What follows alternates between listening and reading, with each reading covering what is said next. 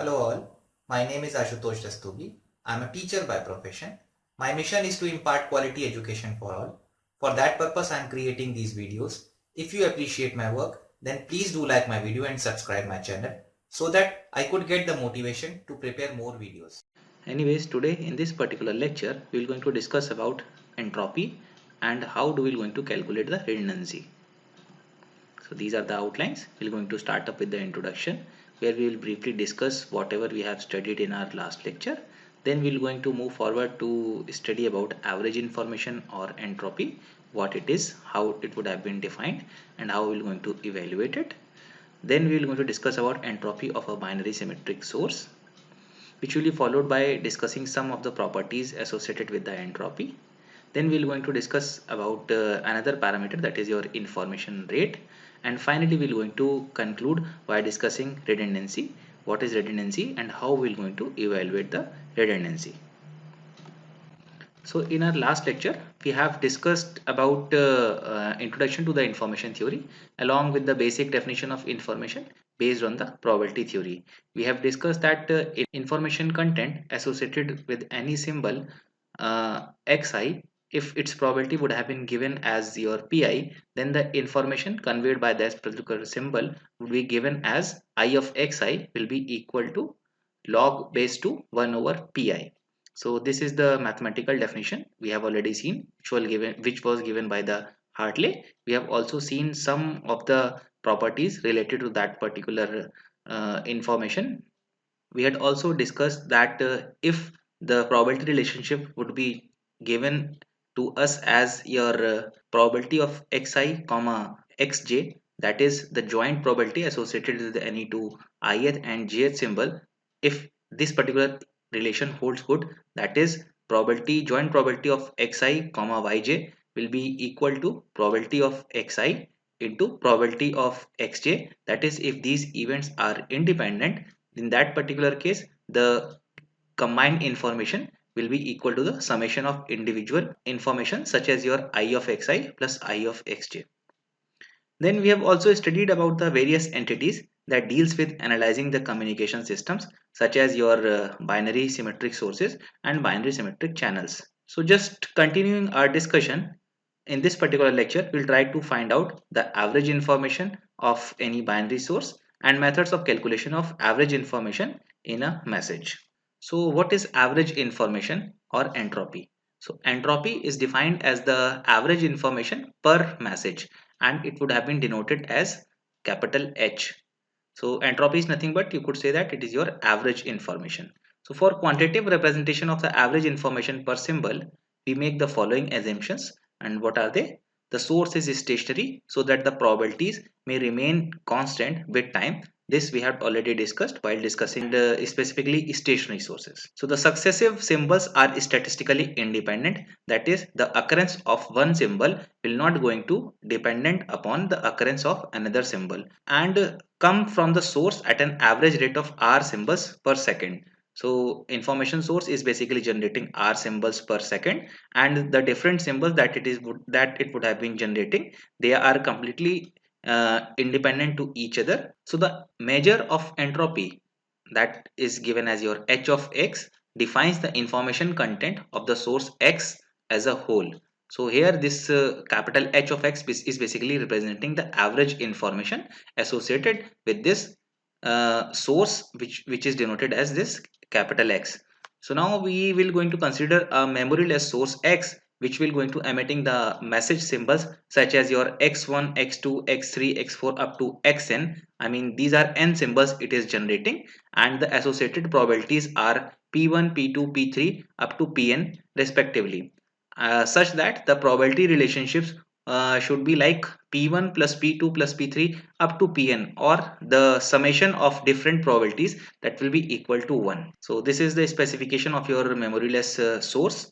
The information content of the message I of xi is given as that we have just discussed. I of xi will be given as log base 2 that of 1 over pi. So that will be equal to minus log base 2 pi. So this is the basic definition of information that would have been given by your Hartley. So now entropy, which is nothing but the average information or mean information. So the entropy is provided by the source per outcome, that will be equivalent to h of x, the representation of average information content of source x, that will be equivalent to mean value of I of xi. So that will be equal to the summation I up to n, that is dependent upon how many different number of symbols we are generating, pi times of I of xi. That is what we are trying to say is we will going to evaluate the summation of individual probability valuation multiplied with the corresponding information, and the summation cumulatively will going to gives us the value of average information associated with that particular source. After putting the value of ixi, what we are left with minus times of summation of pi times of log base to pi. So this is how we will going to evaluate the entropy of any given source. So entropy can also be defined as the average uncertainty associated with the source. So basically, if we could say that it is actually the measure of uncertainty, that is the same thing. So entropy is the measure of randomness. Hence, more uncertainty means more entropy, and more entropy means more amount of average information. Its unit is bits per message, or we could say that entropy would have been measured in bits per messages. So generally the entropy must be as high as possible to ensure the maximum transfer of the information. So if average information content will be higher, then obviously the amount of information that we are trying to transport from one point to another point, that will also be higher. And this is what we actually wanted. So a binary symmetric source is a source with two outputs whose probabilities are p and 1 minus p respectively. So this particular figure is basically showing the binary source, which is basically generating two symbols, that is your 0 and 1, and for generating 0 it is having the probability p, and obviously if it is generating 0 with probability p, then the probability associated with generating this 1, that will be equal to 1 minus p. So this is basically how we will going to show a binary information source. So the weather forecast we discussed earlier is also a BSS. Hopefully you remind that we had already discussed the weather forecast of two cities, that is your Lucknow and Kanpur. So at that particular example also, that weather forecaster is basically giving two types of outcome, that is weather will be either sunny or cloudy. So since it is also generating two types of outcome, that is either cloudy or sunny, that would have also been considered as your binary symmetric source. So obviously there has to be certain probability associated with that cloudy and sunny. So the entropy of this information source would have been given as h of x is equal to minus p log base to p minus 1 minus p log base to 1 minus p. So simply we have applied that particular formula, that summation of minus pi log pi. So since it is generating 0 with the probability p and it is generating 1 with probability of 1 minus p, so what we did is minus p log base to p minus times of probability associated with 1, this is your 1 minus p, log base to probability associated with generating 1, that is equal to 1 minus p. So this complete expression is basically gives us the value of entropy of that particular binary symmetric source. So here are certain specification, or you could say important point related to this particular entropy. When either outcome becomes certain, that is either p is equal to 0 or p is equal to 1, the entropy takes the value of 0. We could simply evaluate it by putting the value of probability in this particular expression. That is, suppose if we are talking about certainty of occurrence of 1, that 1 will going to occur at the probability of 1. So obviously the probability associated with 0, it turns out to be 0, that is 0 times of log base to 0. So 0 will get multiplied with this particular thing. So this will going to make this whole value 0. Then 1 minus p, again if probability related to occurrence of 1, that will equal to 1. So that again going to makes it 0. So by simply putting value of p is equal to 0 or p is equal to 1, we can verify that particular thing, that the complete entropy value or the average information content of that BSS source turns out to be 0. So if we just simply have to evaluate that what will be the maximum value of entropy and what will be the minimum value of entropy, so we just simply have to perform mathematical analysis of finding that maxima and minima. So you had already gone through that in order to find out the maximum and minimum value of any particular expression, what we are going to do is we will going to take the derivative of that particular expression and put it equal to 0, and we're going to calculate or point out certain specific point. Then again we will going to take the second derivative of that particular expression. If we will going to get a negative value, it means there will be a maxima, and if we are getting certain positive value, it means there will be a minima. So just simply applying that particular process in this particular expression. So in order to find out the maximum or minimum value of entropy, you just simply have to take the derivative of this entropy value with respect to p. That turns out to be, so I simply taking the derivative of this particular thing, that is equal to minus first function into derivative of second function plus second function into derivative of first function minus first function into derivative of second function plus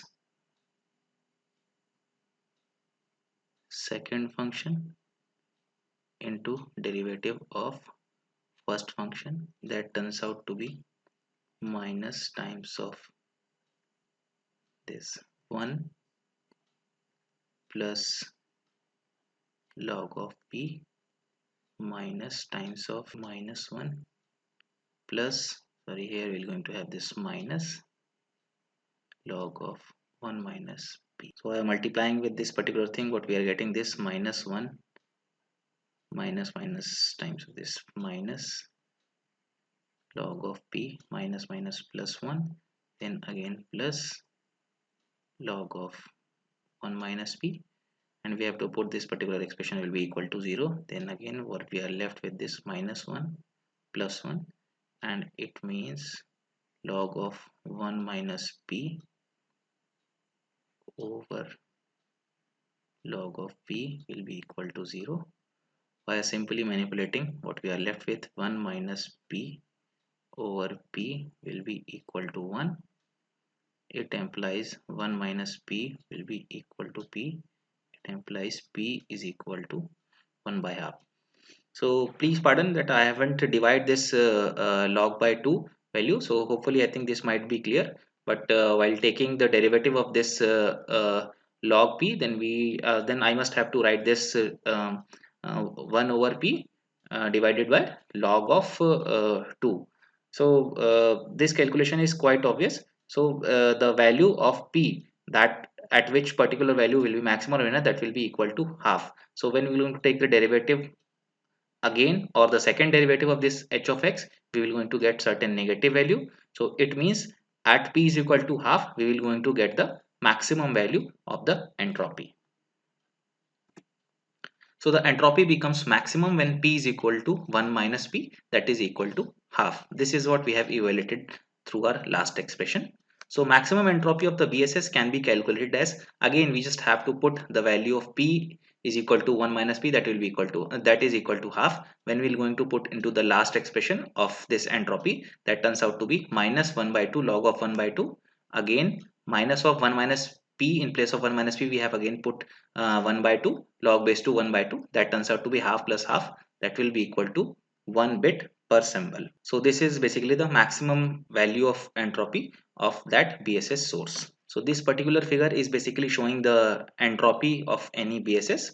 So this is a curve between entropy against this probability. So we can easily see that as the probability being increasing from 0 value to 0.5, it is increasing, and again if probability is again going on increasing from 0.5 to 1, it is got decreasing, this one. So at value of 0.5 we'll be having the highest value of entropy, that is equivalent to 1. Hopefully this particular curve is quite clear, that how entropy value will going to vary with respect to the probability. So for a BSS, entropy is maximized when both outcomes are equally likely. That is also we have seen when p is equal to 1 minus p, that is equal to half. So in that particular case, maximum value of entropy will be attained. So now we're going to discuss some of the properties of entropy. So this property is generally true for any number of symbols. I mean, if you're talking about our BSS, in this particular case, we're only going to have two symbols only. But whatever properties that we're going to discuss right now, it is true for any number of symbols. So if an information source X has k symbols, its maximum entropy is log base 2k. I mean, if your discrete memoryless source is generating k distinct symbols, and if they are equally likely, then the maximum entropy attained, that will be equal to log base 2 k. Thus, for a k symbol source, entropy value will going to lying between 0 and log base 2 k, since this is the maximum value and this is the minimum value. So h of x is equal to 0 if all the pxi's are 0 except for one symbol with p is equal to 1. So this is the special case that when entropy value will be equal to 0 when all the symbols will going to have the probability 0 except only one symbol whose probability will be equal to 1. I mean, the source is always mean to generate a single outcome only. In that particular case only, we're going to have the value of entropy value 0. Otherwise, in all other cases, entropy value will always be greater than 0 and will always be less than or equal to log base 2k, since it is the maximum value. Now next important parameter is your information rate, which is quite important while solving multiple numerical problems. So if the time rate at which source X emits symbol is R, that is R symbols per second, the information rate R of the source is given by information rate, basically how much amount of information source is transmitting to the destination per unit time. This is nothing but your information rate. So since it is source is generating R symbols per second, so we just simply have to multiply the symbol rate with the average value of the information content of that particular source. That will going to gives us the value of capital R, or the information rate, that will be equal to R times of hx bits per second. So where R is the information rate and h of x is the entropy of the average information. So now the last topic of our discussion is redundancy. So what is it? So redundancy will always going to lie in any natural language. So a natural language is that used by a man in a spoken or written form, such as Hindi, English, etc., or whatever language humans are trying to interexchange their information or ideas. So all natural languages have some redundancy to permit understanding in difficult circumstances, such as the noisy environment. I mean, it is not always possible whenever two persons are talking that they are only being talking the information content only or information signal only. Just because due to the noisy environment or several other factors, some of the information might get distorted or disrupted. So in that particular case, that particular information value will be completely lost. What we basically do is, while talking to each other, we most of us will going to use certain fillers, or we basically have to talk the same amount of information several times so that no information will get lost. Redundancy is an additional data which is basically not the part of information, but it is actually helpful to understand the information.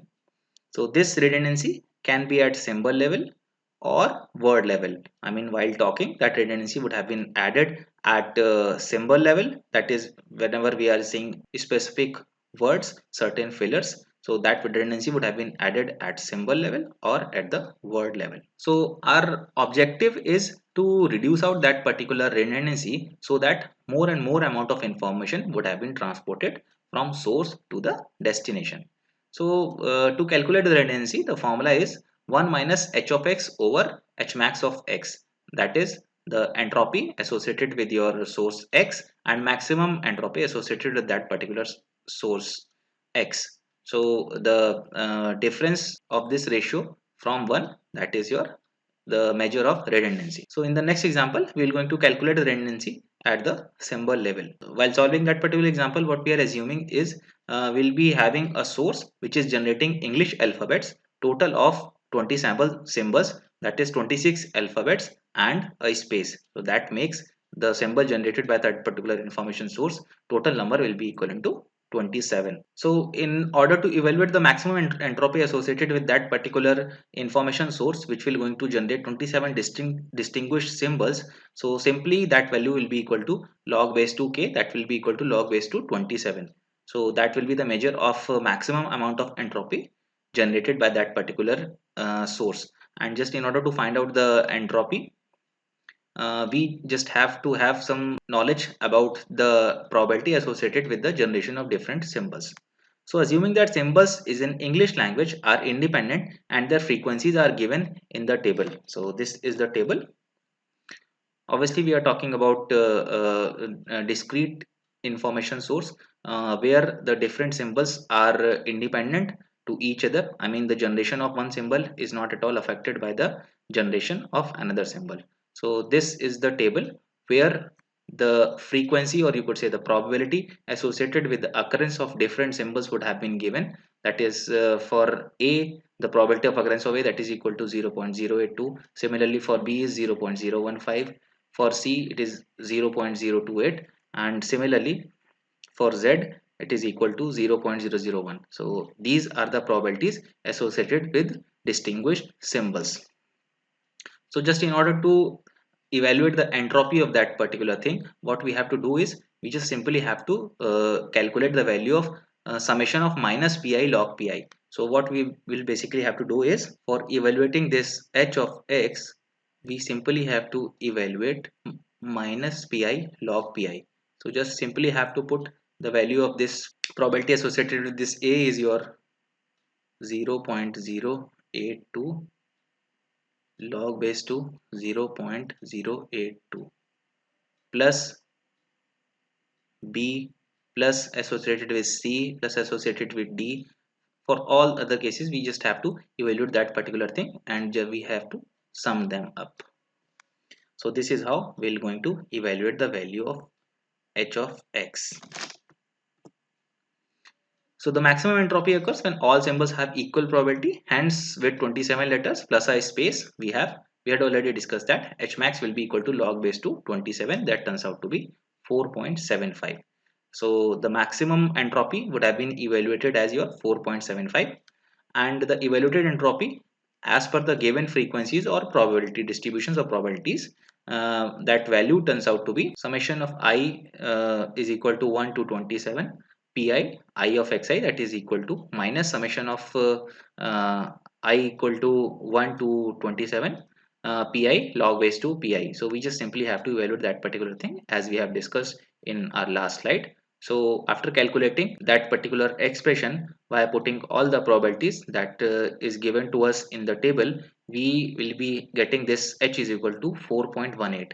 Then in order to calculate the redundancy will be equal to 1 minus h of x divided by h max of x. That will be equal to 1 minus 4.18 divided by 4.75. So it will going to gives us 0.13, which is nothing but your 13%. So this is how we're going to calculate the redundancy of any given source. So our overall objective is to reduce out that particular redundancy so that channel capacity must have maximized, or more and more amount of information would have been passed at a particular time. So hopefully you will get some idea about the entropy, its calculation, and what is redundancy and how we're going to evaluate the redundancy. So in case of any doubt, you can ask me in the comment section. I'll try to solve it out as soon as possible. These are the references. Thank you very much for your patient hearing.